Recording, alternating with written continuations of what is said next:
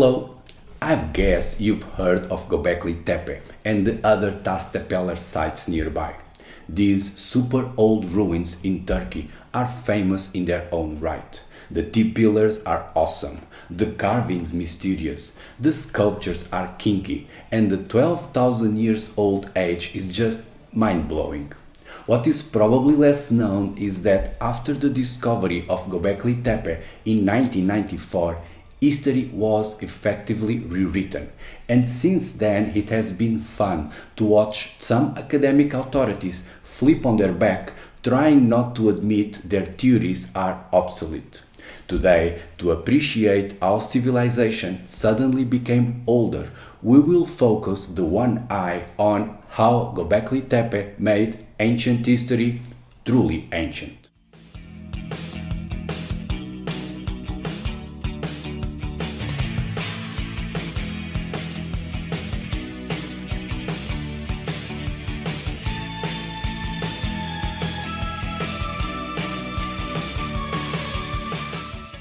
Mind-blowing as it is to think that Cleopatra was closer in time to the internet than she was to the pyramids in Egypt. Having this same time trick applied to Gobekli Tepe makes a blast in the past. Like this. Until recently, the temples in the islands of Malta, older than the pyramids, were regarded as the oldest buildings to have ever existed. Unlikely as it was that monumental construction has started fresh in the tiny island of Malta 6,000 years ago, that was the academic dogma, and thus everything else in the world was said to be younger. However, now we know that the fat ladies in the Malta temples are closer to the internet than they are to Gobekli Tepe. Or, take it another way, until recently all the known history, everything we knew of, was condensed into a period after 4000 BC, from the temples of Malta up until now. But since the discovery of Gobekli Tepe, there is a whole new extra period, another 6,000 years that we know nothing of, except that we now know we only know half the story.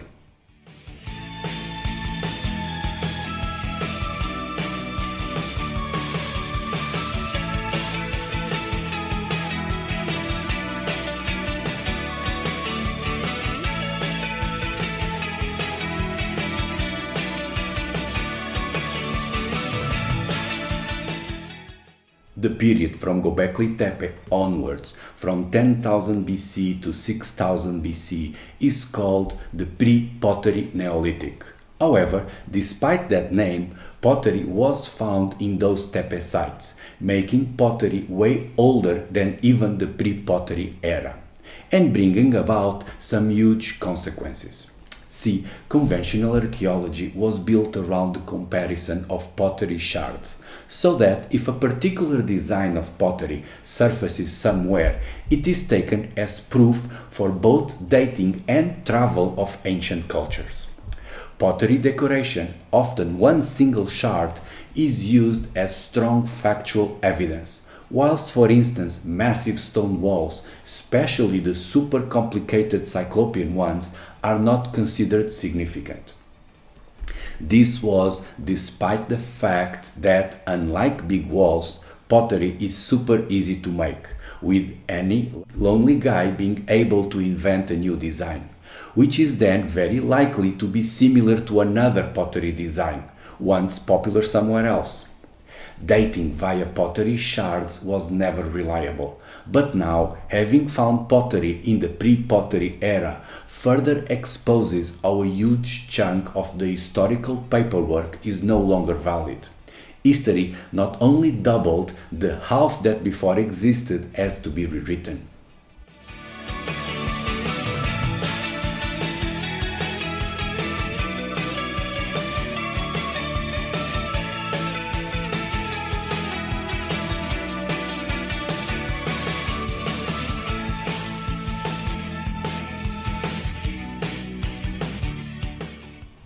This guy once said, "History repeats, first as a tragedy, then as a farce." It could be. However, we know nothing about the tragedies of the first 6,000 years from Gobekli Tepe onwards, as to compare them with the more farcical recent millennia. Nevertheless, that sentence rings true if applied to the reason why we had history cut in half. It's like this. There is a strict interpretation of the Bible that claims our planet Earth is about 6,000 years old. That view was very popular and influential some 200 years ago. Thus, to avoid persecution, the first archaeologists were pushed to compress their findings within that strict biblical time frame. Rejuvenating findings, either by claiming things were just younger or inventing a creationist bloom around 6,000 years ago, implying people before that date were just savages, troglodytes, out of grace with God. That fanatic zeal back then was a tragedy, but since then it has become a farce, because academics now have made themselves into the farcical zealots of that dogma, by enforcing dating DiCaprio style. Meaning, despite no longer caring about the Bible, academics keep on repeating the same biblical time frame by pursuing dates for ruins and events within the youngest age possible, coldly dismissing anything that might seem older.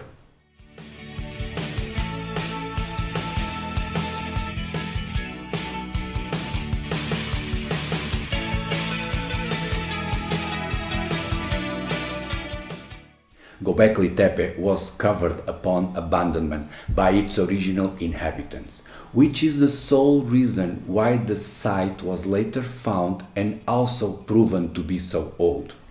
We have no idea what went through the minds of those people to decide that after a few centuries living in the place, they should cover up their cities with dirt and rubble and move on to somewhere else.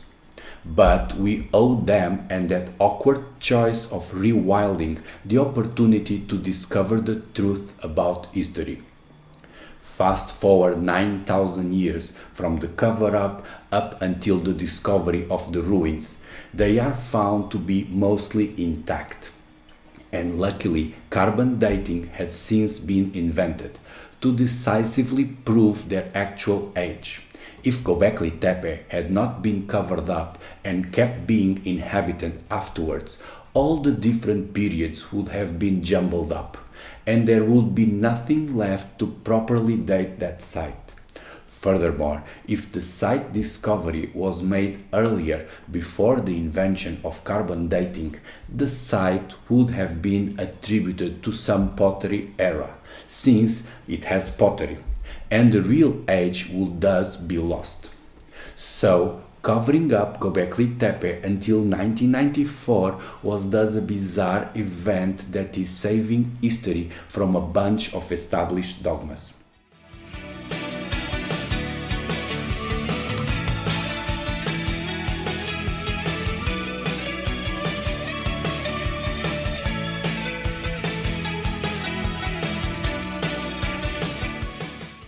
Before Gobekli Tepe, we were told that all the stuff happening between 10,000 and 4,000 BC was basic prehistory, with just cavemans and their flints, dolmens and bad haircuts. In fact, by definition, history only begins after the invention of writing, whilst the time pre-writing is called prehistory and seen as a period pre-civilization. But now it has become pretty clear that the people 12,000 years ago were culturally advanced, up into the borderline of having actual writing. Yes, far beyond drawings of a caveman just reproducing what he saw, the enclosures on Gobekli Tepe are covered in complex symbols, statues and engravings, ranging from the mundane to the symbolic, almost like a book telling a story. Of course, beyond that, the Tepe authors were very horny. We know nothing about what they meant back then. But at the same time, we cannot unsee the similarities between those early concepts and later cultures, like this image of the two lions and the central mast or column, which is an idea that was retold many times until Mycenae.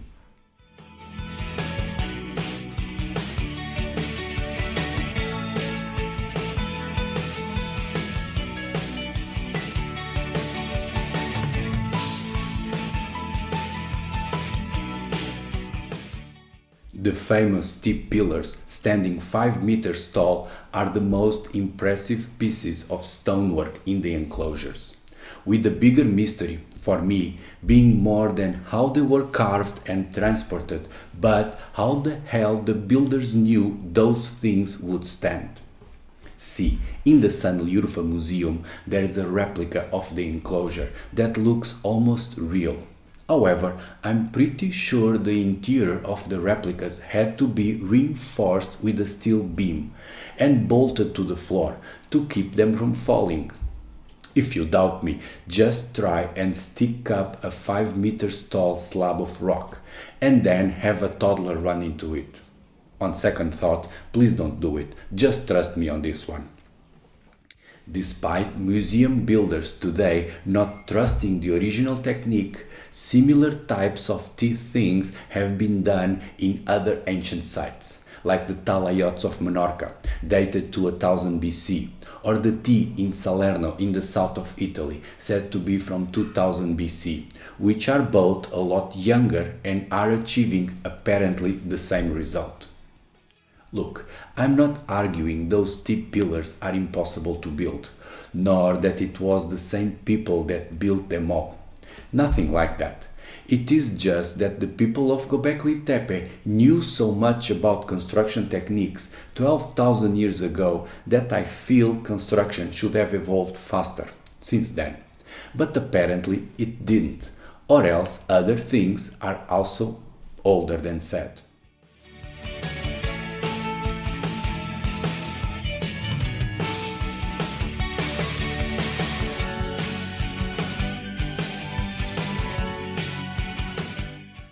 From a Cyclopean perspective, for showing how incredible polygonal masonry is, the most puzzling discovery inside Gobekli Tepe is one that is literally covering the whole place.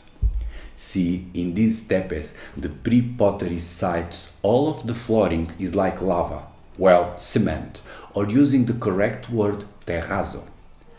Most of the flooring in the tepes is made out of a concrete ceramic material that they managed to produce in a nearly industrial scale, up to being able to stick up the T-pillars onto it.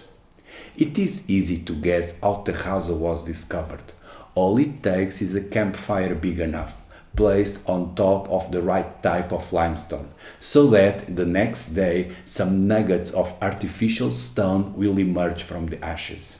From then on, with some more experimentation, it's feasible to invent smooth and even decorative terrazzo. The surprise here is that if mortar or cement is such an old invention, why did the Cyclopes, many millennia afterwards, did not use mortar in polygonal masonry? Why are Cyclopean walls made without mortar, when mortar is the dominant building technology from both before and after the Cyclopean work? I don't know. All I know is that mortar was common around 12,000 years ago.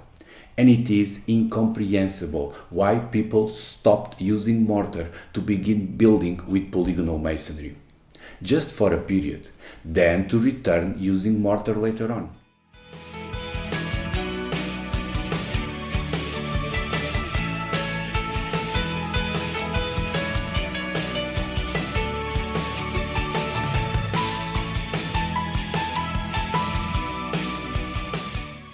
Everything was easier when civilization was believed to have existed only from 4000 BC onwards. But then Gobekli Tepe doubled that timeline, and a new question arose, like what has happened since then? The simpler explanation was if a flood had happened and the Tepes were like the village of Noah or the long-lost Atlantis. However, since the discovery of Gobekli Tepe, all sorts of stuff and events are being dated backwards, slowly filling in the longer timeline. Although 6,000 years is quite a long period and there are still a lot of blanks to be filled. Consider this. If by 10,000 BC Gobekli Tepe was this advanced civilization, what was going on in Egypt or India or Iberia? What were the people doing during all that time? Were they just savages, or could it be that many of those sites, dated via just bits and pieces of pottery, are also older? Could it be that a few ruins, let's say Cyclopean walls, being dated to the later Bronze Age or Iron Age are in fact much older? I'd bet they are, and to find out all it takes is to keep on rewriting history.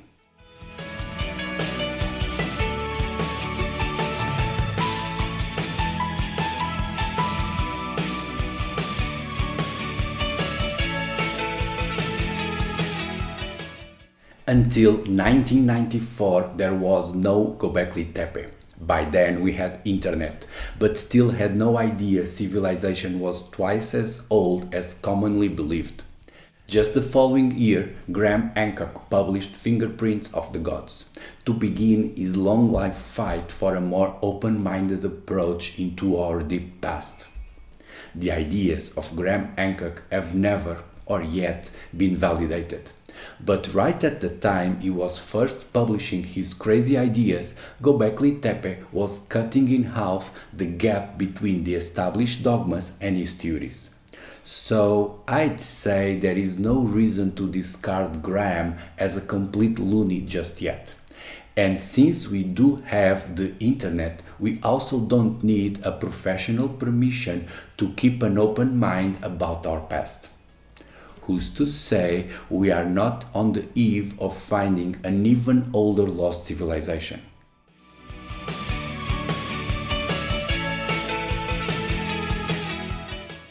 Here's the thing. Gobekli Tepe is not just another ruin. Its discovery exposed some narrow-minded dogmas, leaving mainstream academia struggling to adapt. It doubled the timeline of history, opening up a gap of 6,000 years unaccounted for. It pushed back complex advanced societies, replacing supposed bands of cavemen from a pre-biblical timeline with civilized peoples living in cities. Anticipated pottery, mortar, advanced building techniques, and probably even some proto-writing. Exposed the prejudices of academia and their failing fetish for pottery. Made Cyclopean masonry look even more puzzling. With all this, civilization has doubled in age, and ancient history is becoming truly ancient.